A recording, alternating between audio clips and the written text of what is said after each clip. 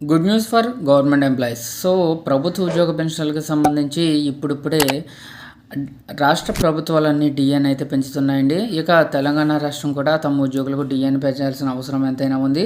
So DA ప్రకటనతో భారీగా పెరిగిన వేతనాలు. కేంద్రంలోని మోడీ ప్రభుత్వం ఇప్పటికే కేంద్ర ప్రభుత్వ ఉద్యోగులకు డిఏ ప్రకటన చేయగా ఇప్పుడు పలు రాష్ట్ర ప్రభుత్వాలు సైతం అదే బాటలో పయనిస్తున్నాయని చెప్పవచ్చు. తాజాగా దేశంలో 3 ముఖ్యమైన రాష్ట్రాల్లో ప్రభుత్వ ఉద్యోగ పెన్షన్లకు శుభవార్త వినిపించారు. ఒడిశా, బీహార్, తమిళనాడు రాష్ట్రాలు ముఖ్యమైనవిగా చెప్పుకోవచ్చు. ఇక ఆయా రాష్ట్ర ప్రభుత్వాలు తమ ప్రభుత్వ ఉద్యోగుల పెన్షన్లకు 7వ వేతన సంఘం సిఫార్సుల మేర ప్రకటించాయి. ఆయా రాష్ట్ర ప్రభుత్వాలు వారి ప్రభుత్వ ఉద్యోగ పెన్షన్ల కోసం డిఏ పెంపుదల చేసినట్లు వార్తలు అయితే వచ్చాయి. ముఖ్యంగా బీహార్, ఒడిశా, తమిళనాడులో వేర్వేరు పే కమిషన్లు అందుబాటులో ఉన్నాయి. వారికి సంబంధించిన డిఏ అలవెన్స్ను జనవరి 1వ తేదీ నుంచి అమల్లోకి వచ్చేలా ప్రకటించినట్లు తెలుస్తుంది. తాజా నిర్ణయాల వల్ల లక్షలాది మంది ఉద్యోగ పెన్షనర్లకు భారీ ప్రయోజనం అయితే చేకూరనుంది. ఇక బీహార్ రాష్ట్ర ప్రభుత్వం ఆ రాష్ట్ర ప్రభుత్వ ఉద్యోగులకు డిఆర్ఎస్ డిఆర్ అలవెన్స్ను ఆమోదించింది.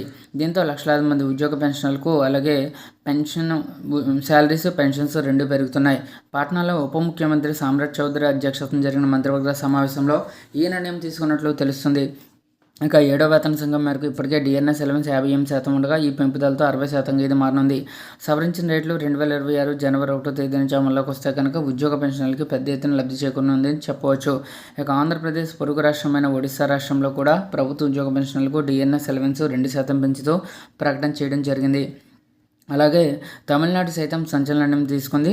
పెరుగుతున్న ధరలు, ఖర్చుల నేపథ్యంలో ప్రభుత్వ ఉద్యోగ పెన్షనర్ల ఉపాధ్యాయులకు గుడ్ న్యూస్ వినిపించింది.